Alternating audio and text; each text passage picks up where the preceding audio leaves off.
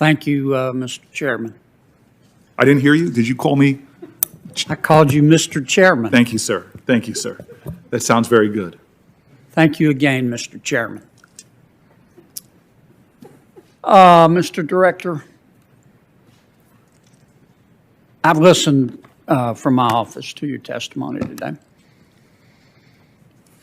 Tell me who had the authority to call out the National Guard on January 6th?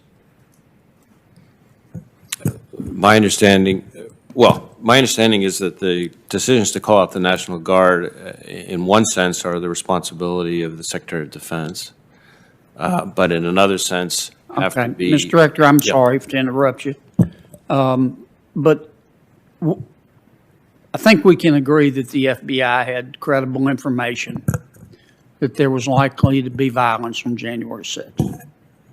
Can we agree on that?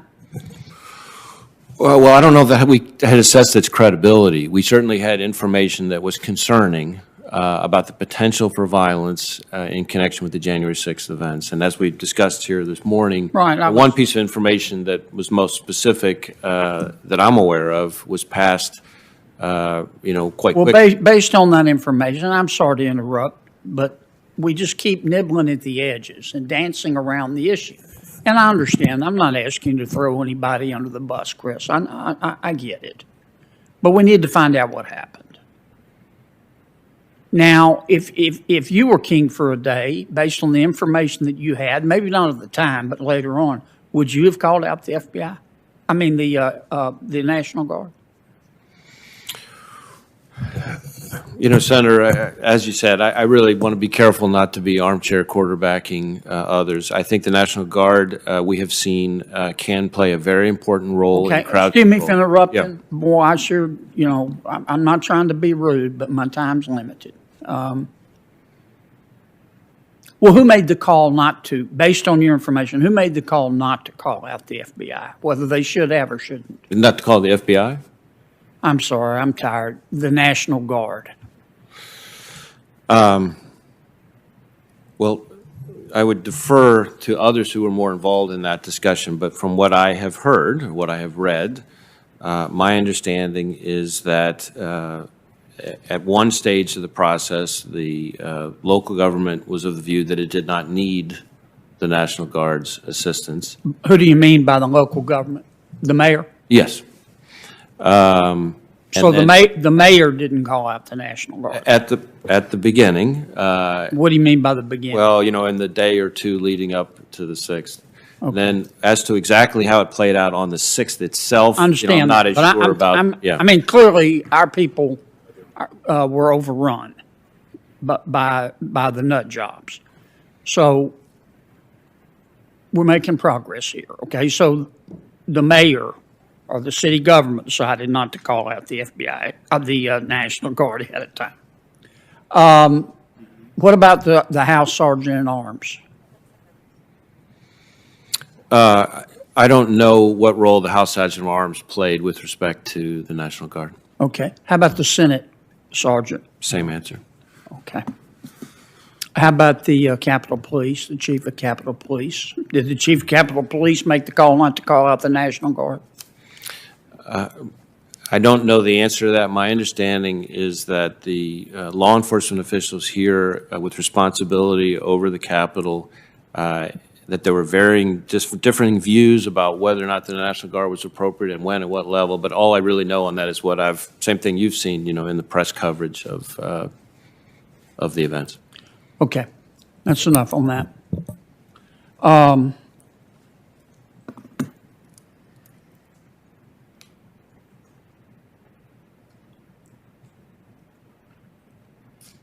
I listened to your comments about diversity, and I thank you for your good work there. I think any fair-minded person has to conclude that diversity is a strength, not a weakness.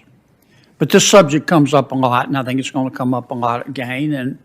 And that's not a criticism. That's just an observation. Thank you. Do you believe that the FBI is a systemically racist institution? No. Now, having said that, I do believe the FBI needs to be more diverse and more inclusive than it is, and that we need to work a lot harder at that, and we're trying to work a lot harder on that. Do you believe that the FBI is a systemically sexist or misogynistic institution? Again, that's not the way I would describe the FBI that I know and see every day. But again, it's a place where we need to be more diverse and inclusive, and we need to work harder at that. And we are working hard at that, and we've got progress that we still need to make to at least to be satisfactory by my standards. Okay. Fair enough. Mr. Director, have you ever been to Hong Kong? No. Wonderful place, wonderful people. The Chinese Communist Party is destroying it. If Congress passed a bill and said to the good people of Hong Kong who yearn for freedom, come to America. We're going to follow our friends in Britain. Say, come here. You want to get out from under the thumb of the Communist Party, come to America. We welcome you. Do you think the FBI and law enforcement has the ability to screen for spies? One of the criticisms of the proposition I just stated is, well, we would be letting in spies. Do you think, based on your knowledge of security, that we could catch most of the spies? Well, I yield to no one in my faith and confidence in the great work of the men and women of the FBI, but I will tell you that the Chinese counterintelligence threat is the greatest threat, certainly the greatest counterintelligence threat that we face as a country. Right. And the sheer number of what we would refer to as non-traditional collectors working on behalf of the Chinese Communist Party is something that is a massive resource challenge for the FBI. That was probably an unfair question. I'm not asking you to guarantee anything. In the few seconds I have left, and begging the indulgence of our esteemed chairman, who's doing a much better job than Durbin, by the way. Oh, he's back. The Horowitz report. Can you tell me how many people you have referred for prosecution at the FBI as a result of the Horowitz report? Well, for prosecution or for discipline? For prosecution first. Just give me numbers, because I don't want to abuse my time. Well, the prosecution issue related to anything to do with the Horowitz report is in the hands of Inspector. I get it. How many have you fired? So most of the people involved in the Horowitz report are former employees. Of the ones who are current, every single one of them, even if mentioned only in passing, has been referred to our Office of Professional Responsibility, which is our disciplinary arm. Now that piece, and this is important, that piece of it, because we're cooperating fully with Mr. Durham's investigation, at his request, we had slowed that process down to allow his criminal investigation to proceed. So at the moment, that process is still underway in order to make sure that we're being appropriately sensitive to the criminal investigation. Okay. So you've had to hold up as a result of the criminal investigation. I'm sorry I went over, Mr. Chairman. And I'm sure glad you're here. Booker was just screwing everything up.